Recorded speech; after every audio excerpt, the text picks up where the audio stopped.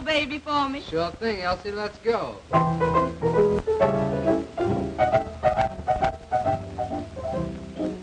You must have been a beautiful baby.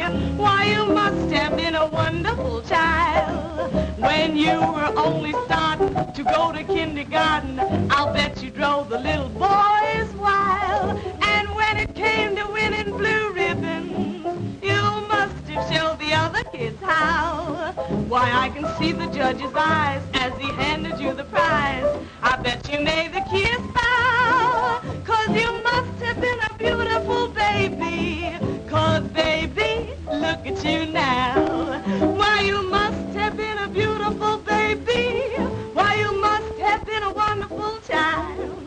'Cause when you were only starting to go to kindergarten, I bet you drove the little boys wild. And when it came to winning blue ribbons, why, I bet you showed. Why, I can see the judge's eyes as he handed you the prize. Bet you made the cutest bow, 'cause you must have been a beautiful baby. 'Cause baby, look at you now.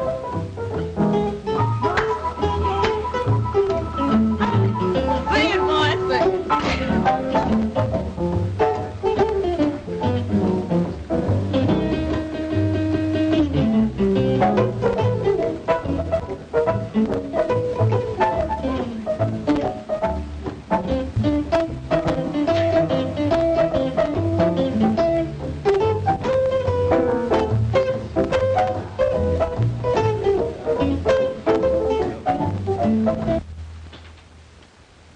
Come in.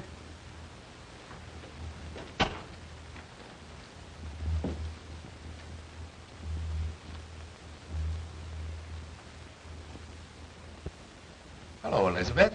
What's on your mind? Heavens. What have you been doing? Hijacking somebody? May I sit down? By all means. There you are. No. Well, who from, how come, and what for? Tony Guido and Nick Cavelli. I smell trouble. Their gang just pulled a big job. The Peacock robbery. Smells like one of their jobs. They keep me on the anxious seat, all right. Well, what do they want? A little party in the private apartment upstairs after the joint closes tonight, That's easy. It's for rent for such purposes. with a half dozen of our girls to entertain them, including Elsie. That's what I was expecting. And what I feared. There goes the big dough. With 300 more on the line on delivery of Elsie. $500 gone with the wind. You know she won't go, so Because I want the place to make money. Why do you let her kid you? Well, you want us to kid ourselves? Nonsense. You're paying a handsome manager to look after such things, aren't you? It's 200 without her, 500 with her. $300 ought to be enough to get you to make that manager do his duty. 500 is almost enough to make me use a gun. But I don't think they could persuade that girl to go up to that apartment if they offered her 10 times that much. It's amazing to me how you let that pair play you. If you had the right kind of manager, you'd soon see how quickly Elsie'd be persuaded to sit in on these parties. Darn it, why rub it in? The girl is 100% for the joint for what she's been hired for. No, I just can't tell any girl to do what I know isn't just right or get out. I'm a gangster, but I still haven't sunk that low. Rats. If you'll make my brother manager, I'll guarantee that Elsie Bellwood will be doing just what the joint wants her to do in 10 days or... Nothing doing, Elizabeth. I beat up men. I'll never go in for getting rough with a woman.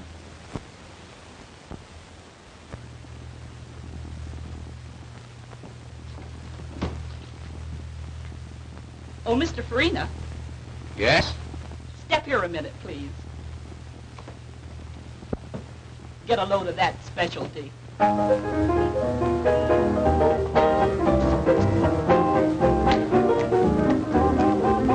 Some of these days, babe, you're gonna miss me, honey. Some of these days, babe, you're gonna feel so lonely. You're gonna miss my hugging. You're gonna miss my kissing. You're gonna miss me, baby. When I'm gone away, you're gonna feel so lonely, baby. Just for me only. For you know, baby, you done had your day. And if you leave me, you know you're gonna grieve me. You're gonna miss your little brown skin chocolate drop mama some of these. You're gonna miss me. You're gonna miss me? You're gonna miss me. Ow. What is that? Watch it, boys. You're gonna miss your little brown skin chocolate drop mama some of these days.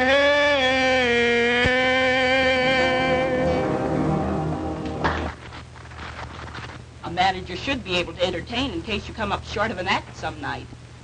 You saw that. Think it over, Mr. Farina.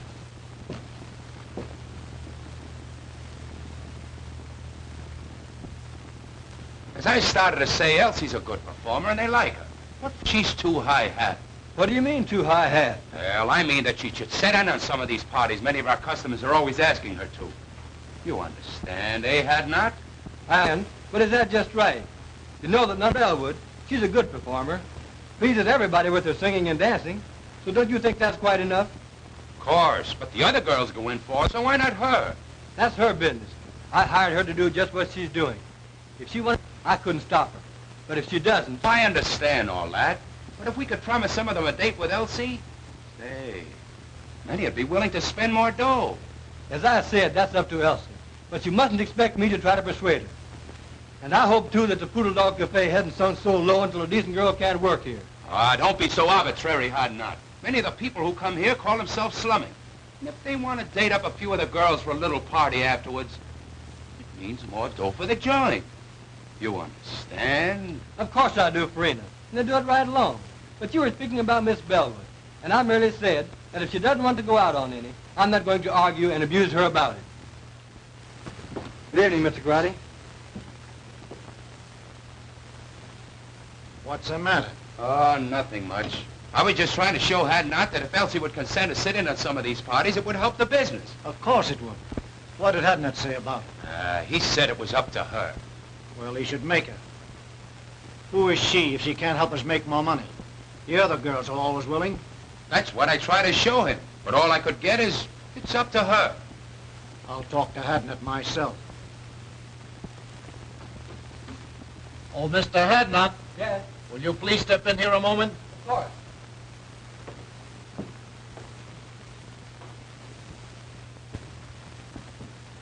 Have a seat. Cigarette? No, thanks. Mr. Hadnot, my cousin tells me you don't like the way we run our place.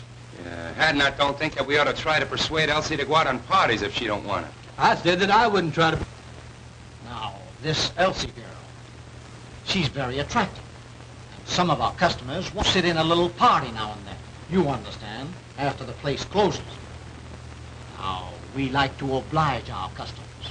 So we think that you should... Listen, Mr. Grady, your partner and I have just party. It's up to her.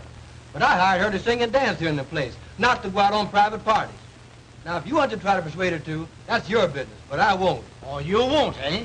Well, what do you think we got you hired for besides managing the place? We can do the managing. That is, you know the girls better than we do. You talk the same language. Now, we've been after this girl to help us out a long time. Now we say you get her to or... Quit. That's okay by me. Now, Hadnot, you don't have to do that. Let's talk it over. You see, I try to You get... both made your positions very clear. There's no alternative but to do what you want me to or resign. I'm resigning. You can get plenty of men in my race to do anything you ask them to. So why waste your time on me? As far as Miss Bellwood's concerned, she's a lady. I have too much respect for her, for myself, to try to persuade her to do what you know and I know is wrong. As to you two, if you had any respect for the unfortunate members of my race, especially the girls who are forced to work here, you wouldn't try to make them do ugly things. But since you haven't, I don't like your attitude. I'm quitting. Good day.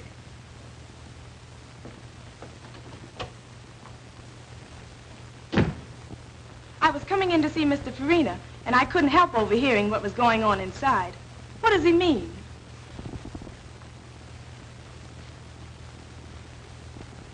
It means that I'm leaving, Miss Bellwood. You leaving? But why? If you overheard much of the conversation, you ought to know. It's because of you. I'm sorry. But you mustn't. You can't. I won't let you give up your job on account of me. Now, The only way I could get it back and keep it would be for you to do what they wanted me to make you do.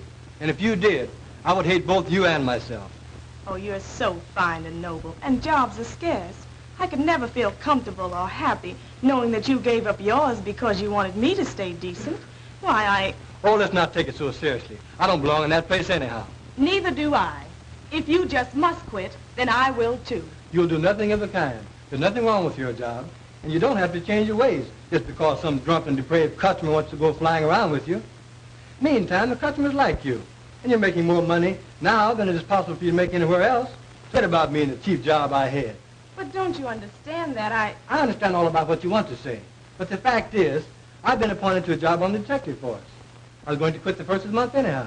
The prosecuting attorney is anxious to break up the cabaret racket, and their efforts to force you to be bad, whether you want to or not, should be a part of it. Anyway, I've got a better job, so go in there and do your work, and keep on being nice.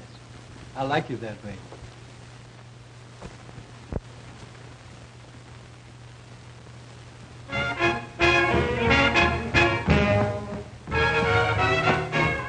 There's certain something in this world that I like best. I depend on one thing for my total happiness. No, it isn't money. No, it isn't fame. You may think it's funny when I start to explain. Got no shoes on my feet, ain't got nothing to eat, but I've got a heart full of rhythm. Not a dime to my name, but I'm rich just the same, for I've got a heart full of rhythm. Now when the skies are gray and everything's wrong, I find my way by singing a song. That the great think I'm small, I laugh at them all, 'cause I've got a heart full of rhythm. Got no shoes on my feet, ain't got nothing to eat, but I've got a heart that's full of rhythm. Not a dime to my name, but I'm rich just the same, for I've got a heart full of rhythm. Now when the skies are gray and everything's wrong, I find my way by singing a song. Let the great think I'm small, I laugh at them all, for I've got a heart full of rhythm.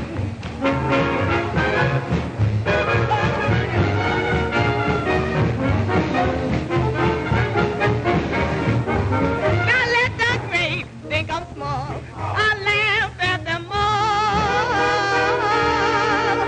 but I've got a heart full of rhythm.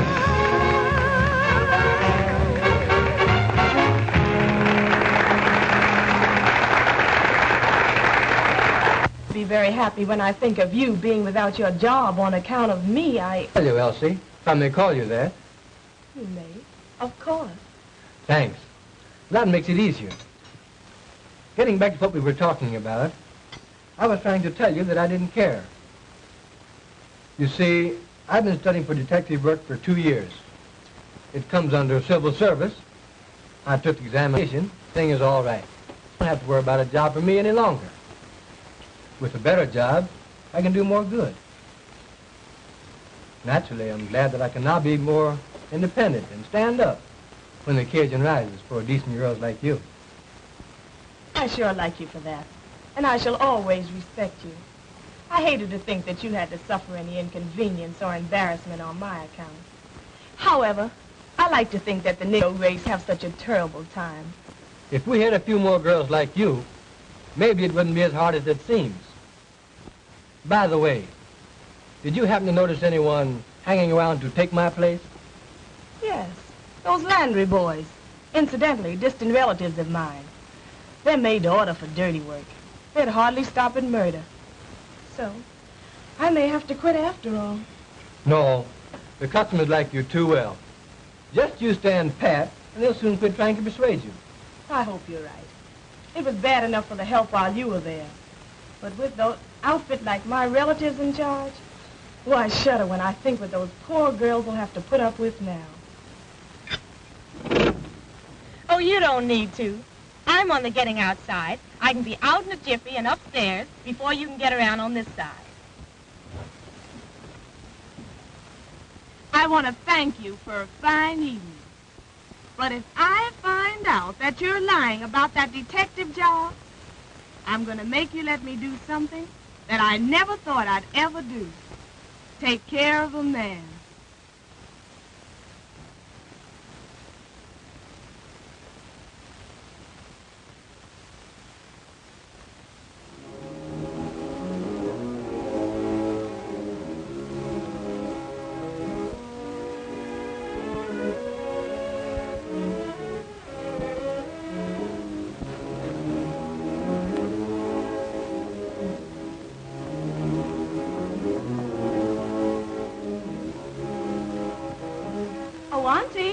Oh, Auntie, are you asleep? You're playing possum on me tonight, Auntie. But why all the light? It'll hurt your eyes.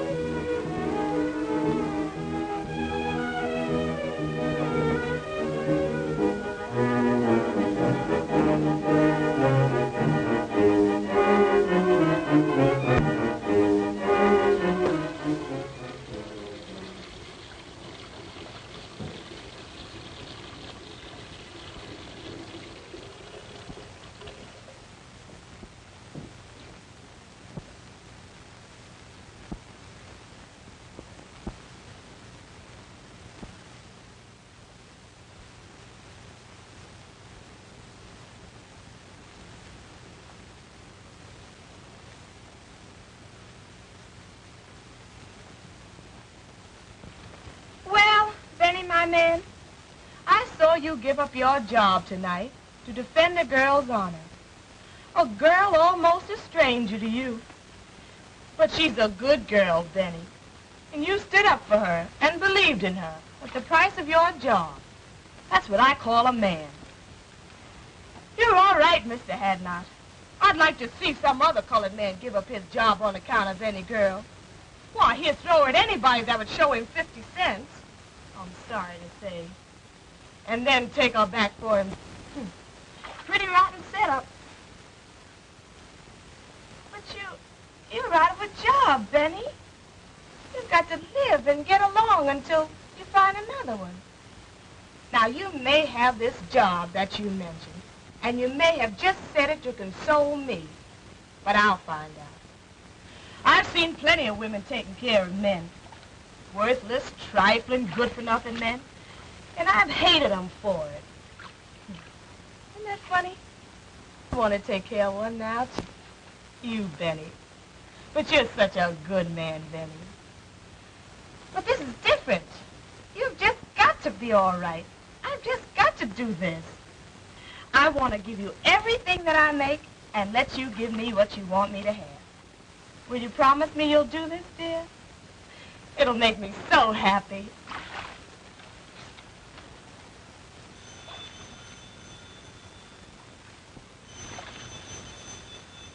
The phone. That's strange. I wonder who could be calling at such an hour.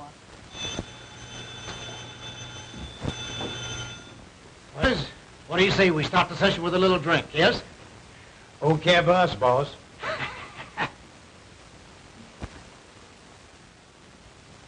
What can you want want to talk to my aunt about at this hour? Please give me the message. She's a standard. But if you say that it's a matter of life and death, I guess I'll have to call her.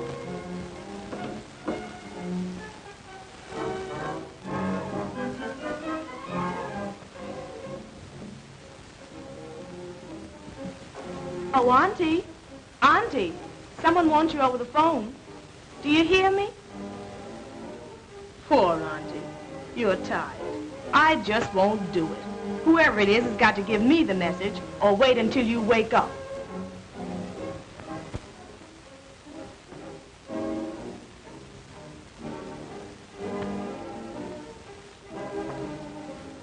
Hello? Hello? Hello? Hello? Hello? Hello? That's strange.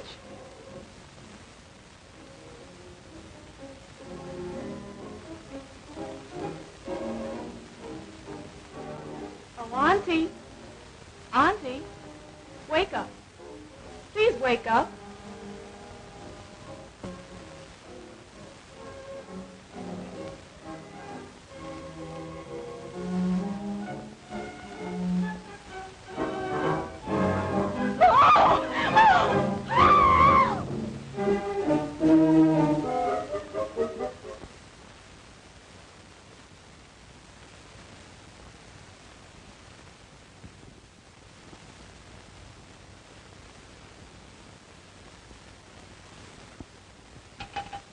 Operator! Operator! Get me to the police station, please! Quick! You say you arrived home about 3 a.m. and thought upon seeing your Aunt laying as we discovered her that she was asleep? I thought she was asleep. When did you discover that she was dead, had been murdered? As I was finishing my bath, the phone rang. Yes? I left the bath and went to answer it. You answered the phone. I answered the phone. And? The person calling wanted to speak to my aunt. They insisted upon speaking to her. I asked them to give me the message. So, finally, when they insisted that it was a matter of life and death, I told them to hold the phone and I would go and call her. Then? Then I went in my aunt's room and called her. But she didn't awaken. She didn't awaken. Did you shake her? We usually do so when someone is hard to awaken. No, I didn't shake her. She was sleeping so peacefully that I decided that I would go back to the phone and insist upon them giving me the message. So you went back to the telephone and... I went back to the telephone, and I didn't get any response. The person calling had hung up. Had hung up? I tried and tried, but I couldn't get any answer. You're quite sure that no one answered? Positive. That aroused my curiosity. I began to feel suspicious. So, finally, I went back to my aunt's room and called her and shook her. And it was then that I discovered that she had been shot. That she was dead.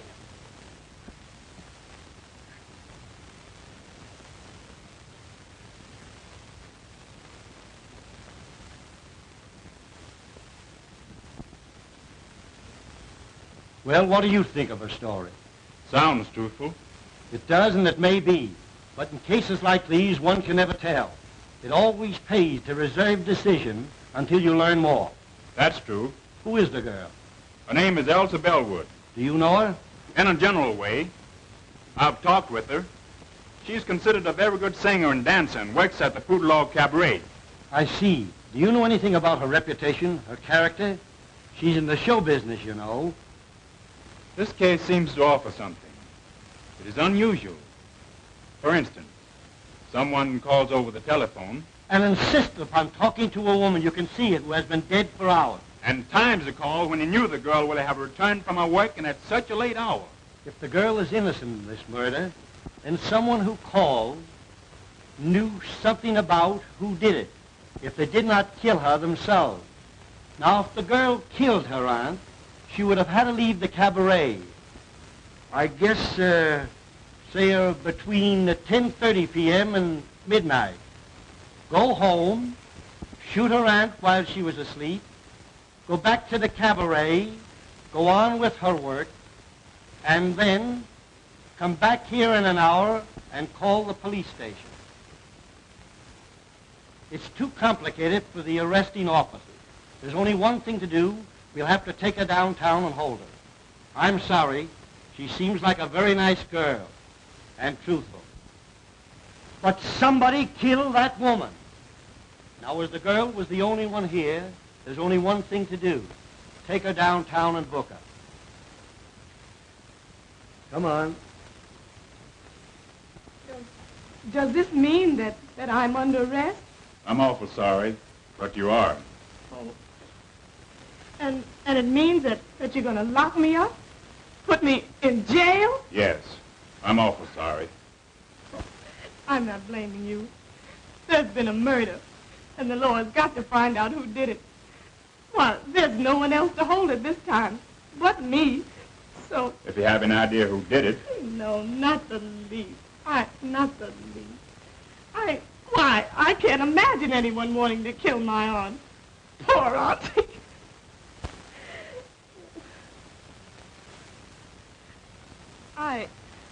I was thinking of myself. I've never been arrested before. And now they're holding me for something that I don't know anything about.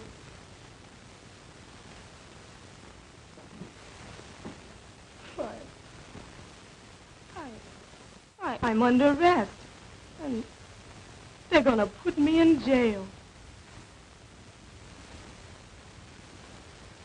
Well, once if you're sure... I'm not sure of anything. I merely feel that the girl is innocent.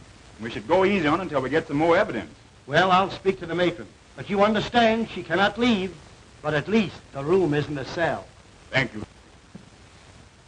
I've talked to the matron has a room here with a bed in it, so we're going to let you have it so you can get some sleep. Then when you're brought before the DA this afternoon, you'll be more rested and composed and think more clearly. You must be awful tired after such a night and all of this. Thanks, you're very kind. I am tired, very tired. I feel, I guess I just don't feel anything anymore. I'll call the matron now. Do you know a lawyer? Have you some friends? I have no lawyer. I know a lot of people, but I'm afraid they won't understand this. I just don't know what to tell them.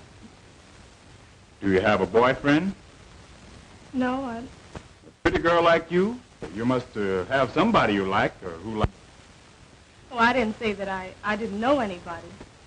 I know a man, but I don't... He would come closer to under than anybody else. If you have a pencil, I'll give you his name and address.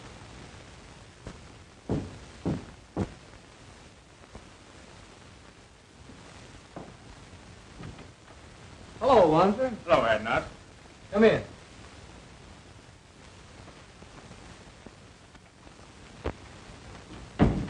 Have a seat. If Miss Bellwood didn't want to go on these private parties, and you know what that means, I wouldn't make her go. Say, if I had my way, I'd clean up every cabaret like the Poodlock in this town. I stay so annoyed when I have to look upon other girls forced to put up with all they have to that it just makes my blood boil. Well, that was the trouble, and why I lost my job. Miss Bellwood is a good girl. She's a good performer, and the people like her. So I was thumbs down on making her do anything, other than the work she had been hired to do, for her to hold a job. So that's why I'm out of the Poodle Dog. That's too bad, Hadnot. But what about your appointment to the detective force? That's gone through, and I'm starting to work the first of the month. Good. I'll be glad to welcome you. Thanks. But getting back to the girl, can you imagine her committing a murder? We couldn't even force her to go on a private party. I'm positive that she doesn't know anything about it. But this is the law, so you see what we are up against. Sure, I understand. Well, get your things on and come on down to the station with me, and we'll see what we can do. Of course. I'll be ready in a few minutes. Come in.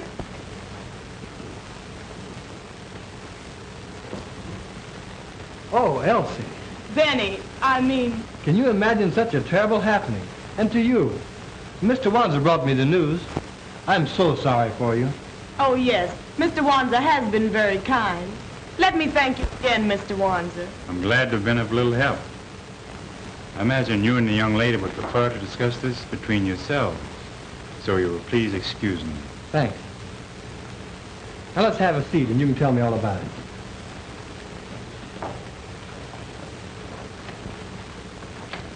As I understand it, she had been dead several hours when you found her, after your arrival home. Oh, it was too terrible for words. Why, I walked about the house talking to her at intervals for about 15 minutes after I and called, or maybe had called, to see if I had returned home. And when they found that I had and didn't know that she was dead, then that's the way it all ends. I can't even imagine beyond that. She was shot between 11 and 12 o'clock last night. Now, what time were you called? Between 3 and 4 a.m. She must have been dead at least 3 hours before the girl, according to her story, discovered the body. Just about. You know, this case offers something. Here are two colored women living alone together, who one finds the other mysteriously murdered. Now what? I've detailed Wanzer to investigate it. That's sensible. Being a colored man, he might be able to find out things that one of our other officers could not. And I expect him to uncover something by this afternoon. Come in.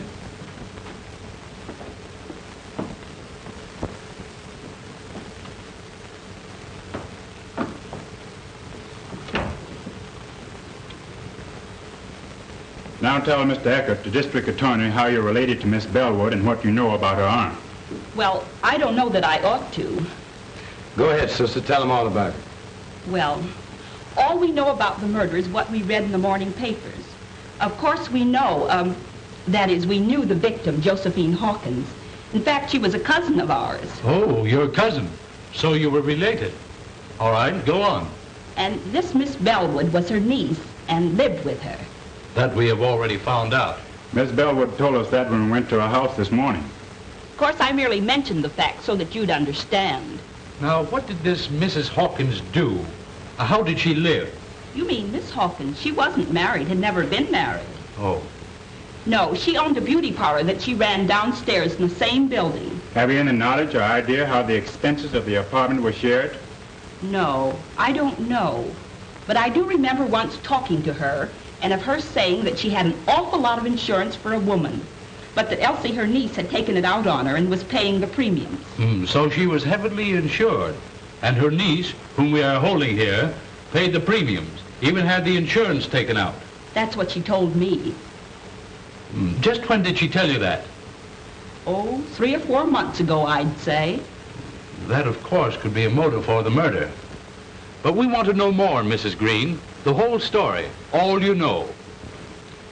It's all right, Elizabeth. Go on. Tell them all you know. Well, Now, just a minute. Come here. You keep telling her to talk. How about you doing some talking yourself? What are you ordering her to tell? What do you know? Well, you see, I just got a job to manage the Poodle Dog Cafe last night. Oh, I see. You got a job to manage the Poodle Dog Cafe, and you got it last night. So what?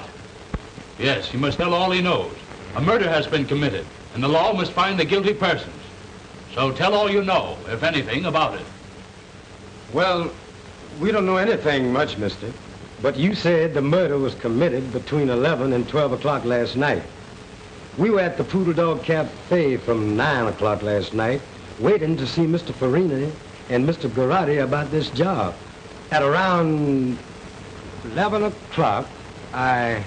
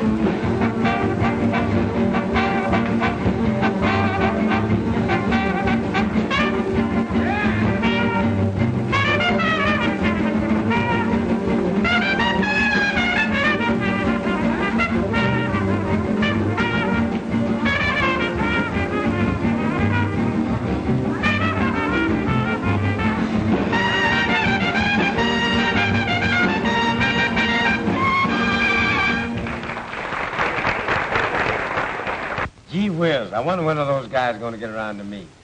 We've been waiting here for 2 hours. I'm getting tired. Well, go on outside and catch some air. But we're going to keep on waiting until they send for you if it takes all night. All right, I'm going outside. I'll go along with you. What time is it, anyhow? 8 minutes to 11. Now, how long are you going to stay out there in case they send for you? Oh, I don't know. 5 or 10 minutes. All right. I'll expect you back in 10 minutes. Be sure you're back in 10 minutes, however. And I hope you get back before they send for you. So do I.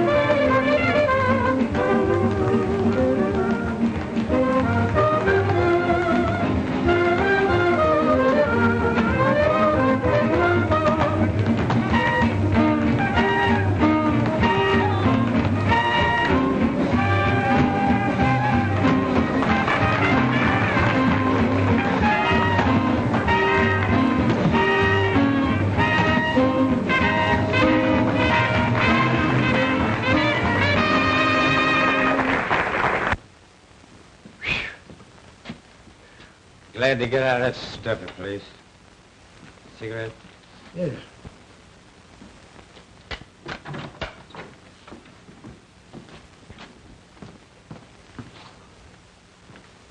Oh, taxi! Drive me to 1415 Yandy Street, please. Quick!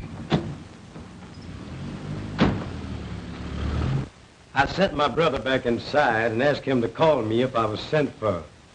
It was pleasant outside, and I hung around half an hour.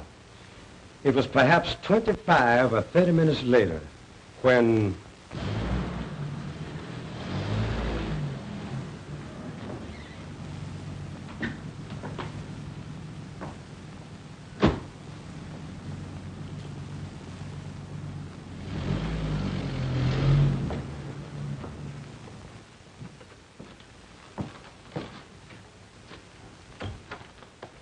It's ready to see you now. Okay. When I entered Mr. Garrod and Farina's office, I happened to look up at the clock and remember that it was 11:35. Yes, sir. Bring Miss Bellwood to my office at once. Yes, sir. I thank you people for the information you have given me. I'll take your address, and if and when we need you, we'll send for you. You may go now. I sure hope you don't send for me. Oh, what an awful story. Why, I didn't leave the cabaret from the time I went to work until Mr. Hadnot picked me up and drove me home shortly after 2 o'clock that morning. Why if the man chose to lie like that? Perhaps he's trying to shield the real murder. Would he have any motive for killing her himself? Oh, I don't know. The whole thing has become so confused until I can't think clearly anymore. But I can't see where he would have had any motive. And why are they trying to put it on me? These cousins of your aunt seem to have hated her, or you both. Can you prove that you didn't leave the place at the time he said you did? I'll try to. Now, let me think. I remember. After the first show, or I should say between shows, we always do 2 shows, I went to my dressing room and had a nap. I always do. If someone saw you go to your dressing room and could swear you stayed there until the second show, that would counter this evidence, which Landry will no doubt repeat when he's placed on the stand at the trial. That's it, Miss Bellwood. You took the words out of my mouth. I see. No, because I always lock myself in, and I don't recall seeing anybody when I went in or when I came out. That will make his statement about seeing you leave the place hard to disprove. But we've got to produce evidence to prove that he's lying.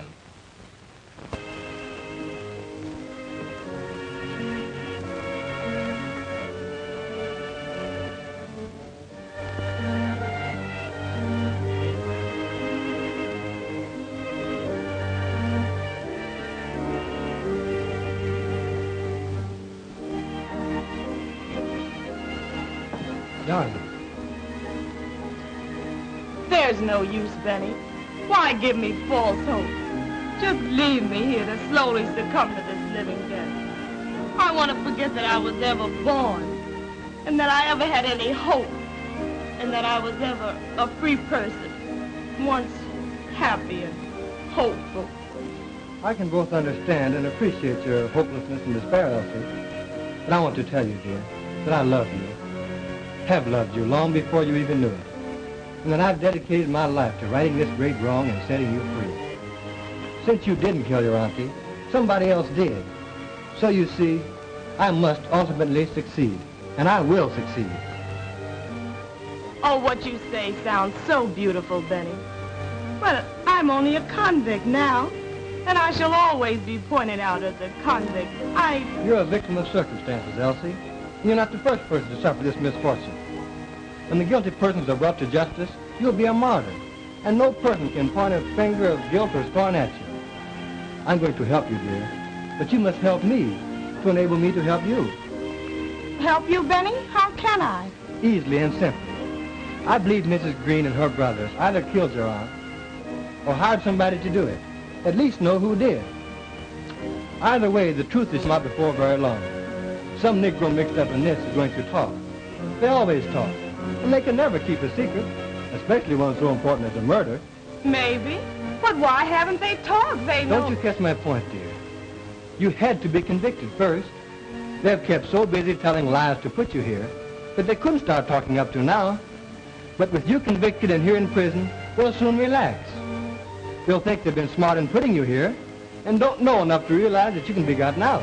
Their first move now will be to try to get the insurance money. I'll bet I'll be able to write you in less than a week that they've made application for it. I love you, dear. You're my great incentive. Kiss me.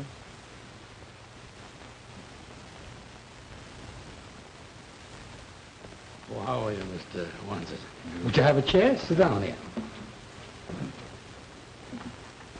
You told me once that Mrs. Green's husband had been in love with your aunt many years before, back in the South. And he loved her dearly. And he was still in love with her when she was killed, and would come to see her often. But he's disappeared.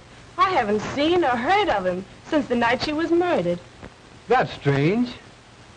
I'm sorry you didn't tell me that before. I didn't think it was that important. Maybe he just went away and we'll come back sometime. He may and he may not. Meantime, this might prove a connection. It might turn out to be the link that's missing. Maybe you'll find out something when you go to the city from, Reverend Bryson. He knew us all before we came from the South. Maybe you'll find out something from him about Mrs. Green's husband. Although it has been a long time since we came north. This looks like a lead. I'm going to follow it. I have a feeling we'll get somewhere. Now that this Elsie Bellwood has been convicted of murder and sent to prison for life, who will the company pay the money to? Oh, that will be decided by the court. In the meantime, this Green family, Elizabeth, John, and Clyde, have applied to it of next of kin. Oh, they have? So soon? Yes, I have the application papers here. You won't be paying them the money? Not until authorized by the court, and that will take considerable time. I'm glad to hear you say that. Did they give you the impression when they filed the application that they understood it would be some time before the matter would be settled? Oh, since you come to speak of it, I think that will be settled very shortly. Thank you. That is all I wanted to know. By that, you can see that they're counting on the money much sooner than it is even possible for the claims to be paid. This case isn't going to be long before something cracks. When this outfit finds that they can't lay hands on the money as quick as they had planned, some of them are going to get impatient and drop something. And I'll be Johnny on the spot to pick it up and land all three of them in jail right quick. Well, I'm depending on you to keep checked up on them and help me to get somewhere. I have a feeling that there's a story yet to tell. In the meantime, let's get over this Reverend Bryson's and see what we can find out. You said something, brother.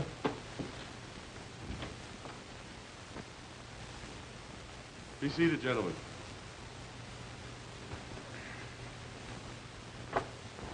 You're nothing but a whiskey head and no good. We have liquor here to sell to customers, not to be soaked up by the manager. You stay drunk. Nobody likes you. So you're through. Now get out.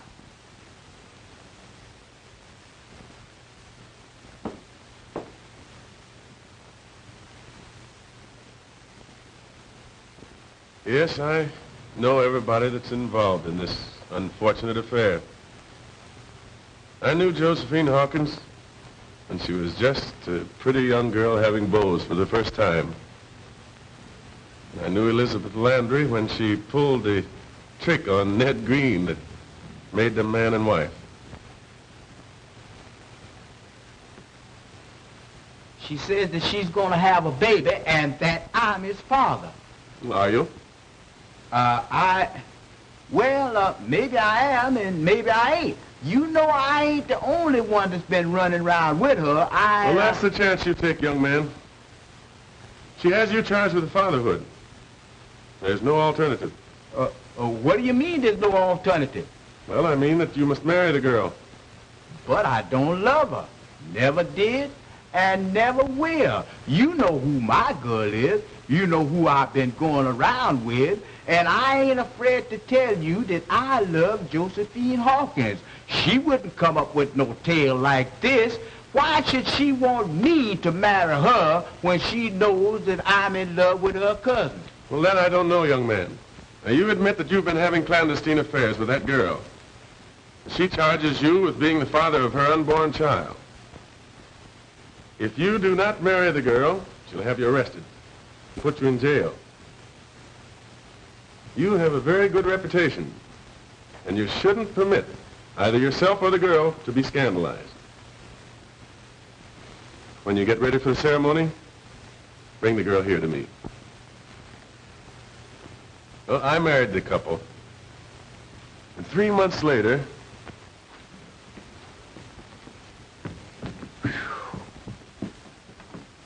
she lied. She's no more to become a mother than you are. She tricked me into marrying her, the dirtiest trick a woman could pull on a man. That's why I came to you to find out what could be done by it. well, you might ask for a doctor's examination, and if the examination proves what you say, I think the court would grant you an annulment. I don't want to wait that long. I can't be bothered with no nerves. I am leaving town. I'm afraid if I stayed here, I'd kill her. I ain't got time to be bothered. I am leaving town tonight. Goodbye. Heartbroken, Josephine Hawkins had left town, gone north. And Elizabeth, after Green had left her, she left shortly afterward also for the north. And feeling that Green had followed Josephine, which perhaps he had, Elizabeth took her brothers, whose reputation was rather unsavory, north with her. 10 years later, I was transferred to my present charge. And when I came here, I learned that under the threat of death, Elizabeth's brothers had virtually forced Green to live with her. And in the meantime, Green's love for Josephine had never died. And he insisted upon seeing her whenever he had a chance. I think you have given us the key, Doctor, to the missing link in this tragedy. And we'll start from here and run this thing down. You can bet.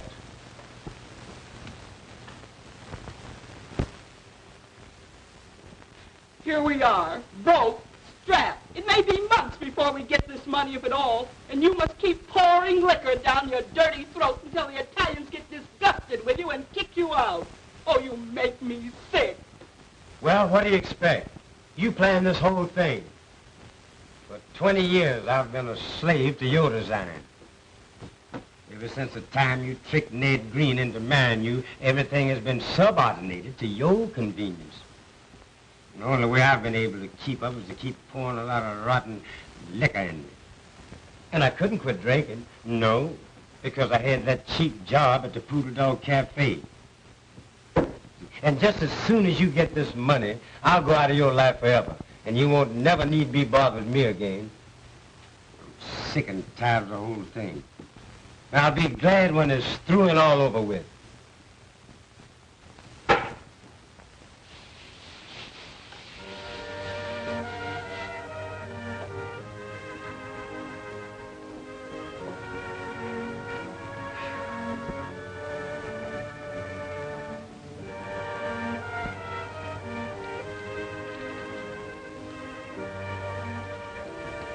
Dearest Elsie, we're getting somewhere.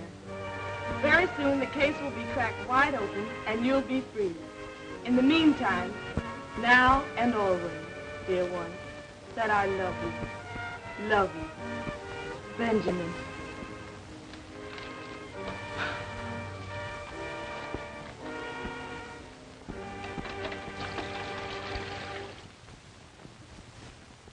We'll wait right here till somebody comes out or goes in. I have a feeling we won't have to wait long. Hey, son, come here. Yes, sir? Live around here? Right across the street in that house with the yellow shades. How about the house next door? Mrs. Green lives there. Mrs. Green? Yes, sir, and her two brothers, John and Clyde. Nobody else? Well, her husband used to stay there, but he don't no more. He doesn't anymore. Why? I don't know. He just don't. He ain't been there in a long time. I think he went away somewhere. Anyway, he ain't there no more. But Mrs. Green's brothers, do they still live there? Oh, yes, sir. One of them's there now. He always is. The other one will be coming along soon. They eat about this time. And the other one will be coming along soon for his dinner. Which one's there now? John. He sleeps up until about this time. Then he gets up and eats. And then he goes down to the Maple Leaf Social Club. Maple Leaf Social Club, eh? Well, what time does he get back? He's never back before I go to bed, so I guess he gets back kind of late. Now, this brother John that you mentioned, does he work? They say he does. My papa says they gamble down there. And he does something. Thank you, son. Oh, there's something for you. Oh, thank you, sir. Now, what time do you go to bed? About 9 o'clock, sir. About 9 o'clock. I see. How would you like to meet us, say, right here at 8 o'clock? We want you to carry a note. We'll give you another quarter. Oh, I'll be glad to, sir. Right here at 8 o'clock. Right here at 8 o'clock. But remember, don't tell anybody. We won't be able to meet you and give you that other quarter. Oh, I know how to keep my mouth shut. I'm studying to be a G-man. I won't tell nobody. Be sure that you don't. You can go now and meet us back here at 8 o'clock. At 8 o'clock, don't tell nobody. I'll get you, mister. Goodbye. What's the idea, anyhow? I want to have a little talk with Brother John. A little private talk, and I need the boy to help me to arrange it. Let's go down to Morrison now for a glass of beer, and I'll tell you the rest when we get there. Now, that's the way we'll work it. Sir, that's a clever plan to thought up all by yourself. Why didn't you think of it before? And why didn't Napoleon think of airplanes and howitzers? He could have really conquered Europe then. You go load the men into 2 cars and stop in the next block. They don't need to know what we're doing until we're doing it. I got you, Steve. Now, when I drive up, be sure and have your hand on your gun and be ready to get in the car and cover it. Understand? I got you twice. Okay, now going.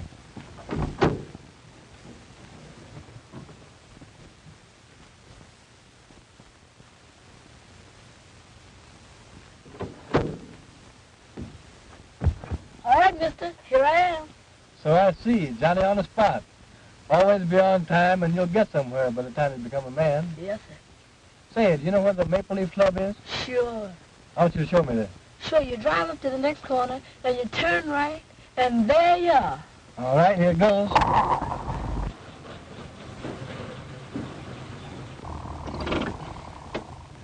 That's the club there, mister. Yeah?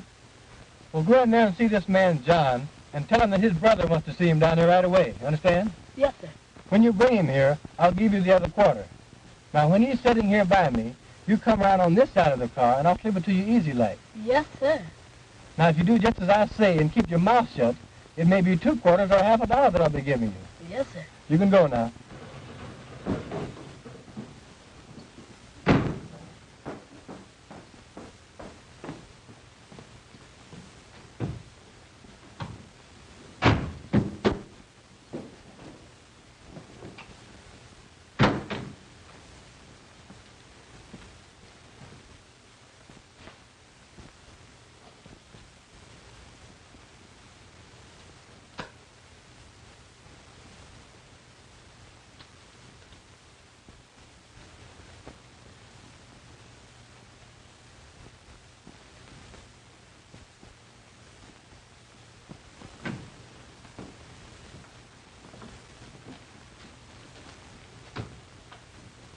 Hello, John. Well, hello, Edna. Ain't seen you in a long time. Been kind of busy since I left the poodle dog. Yeah. Say, where's my brother? You'll soon see, you contemptible liar. That was just an excuse to get you out here. I wanted to see you. What's the meaning of this? We was trying to hope All somebody... right, I got him covered. Say, what's the meaning of this, fellas? I ain't done nothing. What y'all gonna do with me? We're taking you for a little ride, and you won't be coming back. I ain't coming back. How come? Ever heard of Tolston Manor? You mean that handed house way out there on Tolston Point? Yeah. What's that got to do with me? We're taking you there. For a little seance with the ghost of the manor. Not if I knows anything about it. Oh, no, my good fellow. Not only are we taking you there, we are going to tie you up and leave you there to starve to death and die. You've been telling lies and have done an innocent person a great wrong. So we're going to take you up to meet the ghost of Tolston Manor and all his imp ghosts, after which you die. Oh, Lordy. Come on. Say, what's the meaning? Come on. Hello, I ain't done nothing. What y'all gonna do with me? I ain't done nothing. Get on it now. Come on.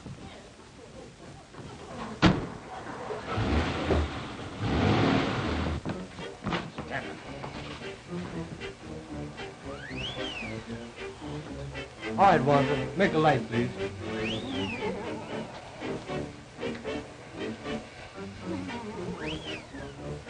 Ghosts working by remote control.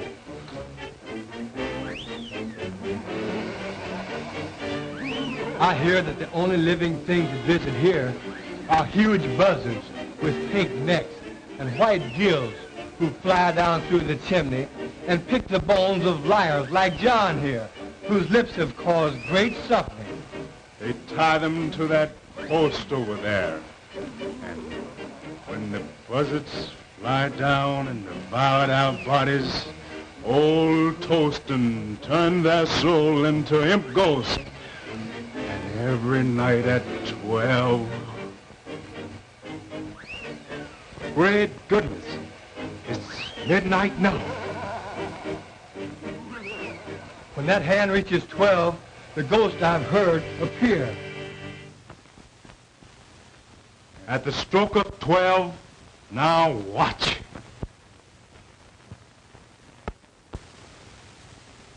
Well, that settles it. The party's over for a while, so we'll tie John up and leave him here and... Oh, please, man, please don't. Of course, if you care to do a little talking, tell us who killed Josephine Hawkins. We might decide to wait a while. If you promise them hands won't come back, I'll tell you anything, everything. Just don't leave me here. You're such a rotten, dirty liar until I hesitate to believe anything you say. You swore in court under oath, so how do you expect us to believe you out here? But I'll tell you why we brought you here, and why we're going to leave you here with these ghosts.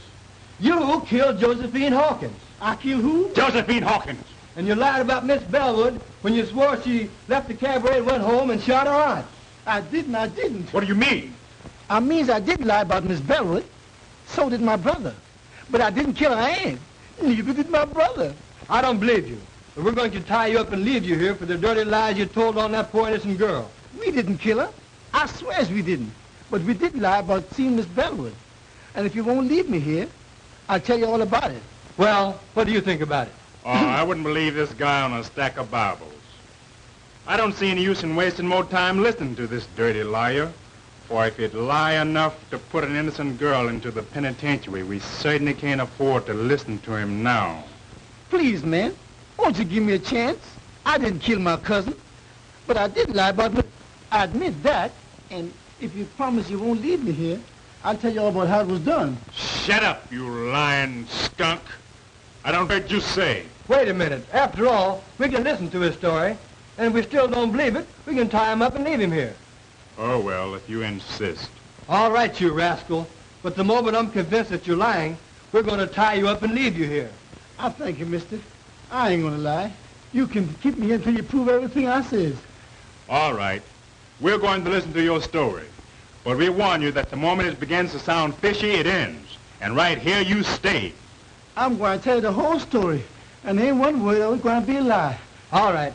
Start from the beginning. Way back in the South, before any of you came north. Yes, sir. I sure will.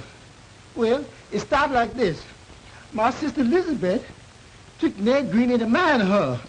He was going with my cousin Josephine and was planning to marry her. But when Green learned the truth, he hauled off and left her and came north. Josie found out somehow Green was mad, so she hauled off and left too. My sister then followed Ned up north and brought me and my brother along with her. And lo and behold, she found Ned up here chasing around after Josie. That made her mad. So she had us go get him and scare him into living with her again. He tried to, poor fella, but he just couldn't get along somehow. You see, Ned was still in love with Josie and was always slipping out and seen her. Then, just before the murder...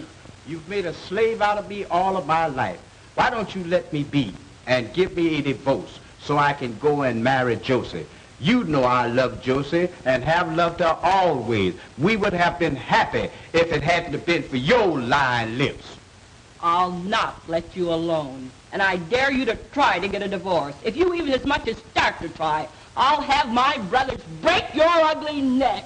Same thing, year after year, the same thing. Well, you ain't never made me love you, and I ain't gonna try no longer. I'm leaving you for good, and I'm going to Josie. And if she won't run away and live with me, I'll steal into the house some night and kill her, shoot her in the head, then kill myself. That's what I'm going to do.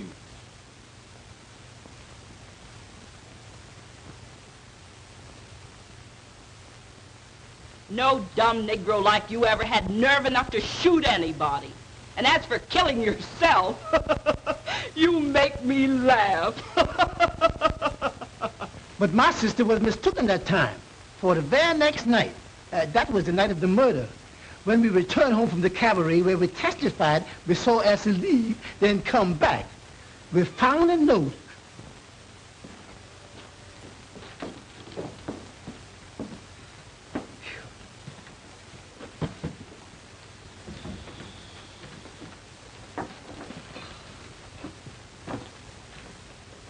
Say, sis, where's the bottle? What about a little drink? Oh, go chase yourself. You've had enough liquor tonight.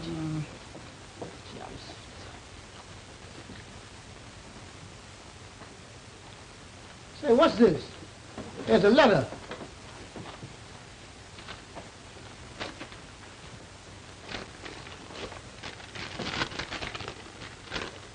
To my wife, I have done it. There is nothing to live for, so tonight I went to Josie's house and shot her through the head while she slept and turned on the light so her soul could find the way to heaven. With Josie dead, when you find this note, I will be dead too. I am going to tie a rock around my neck and jump off Tyndall's Bridge.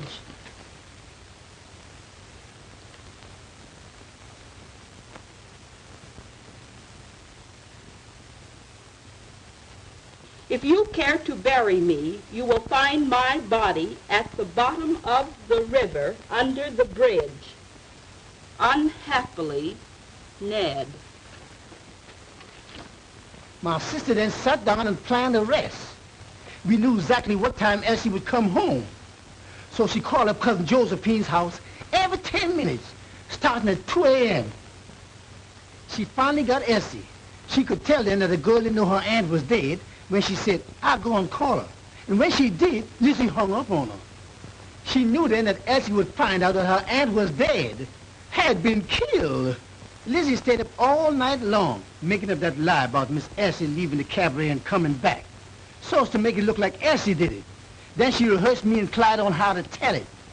We were scared they would mix us up. All the time we was at the district attorney's office, Lizzie kept on pinching me and Clyde to make us tell it like she rehearsed it. You see, she was after that insurance money, and she figured that if she could get Elsie convicted, why, she'd get it. Well, what do you think of it? Well, I guess we'll put him under arrest while we check on his story. And if we find Green's body... That'll reopen the case and set Miss Bellwood free. All right, fella. We're calling the party off, taking you back to town and locking you up until we can see if your story is true. Let's get going.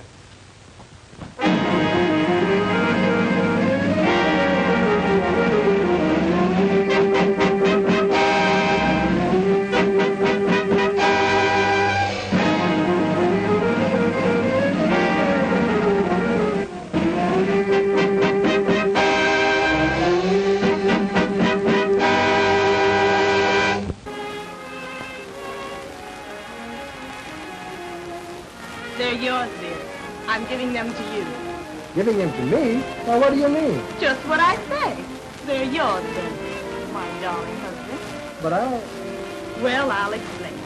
To begin with, I wouldn't have had them at all if you hadn't dedicated your life to the solution of the crime, which set me free.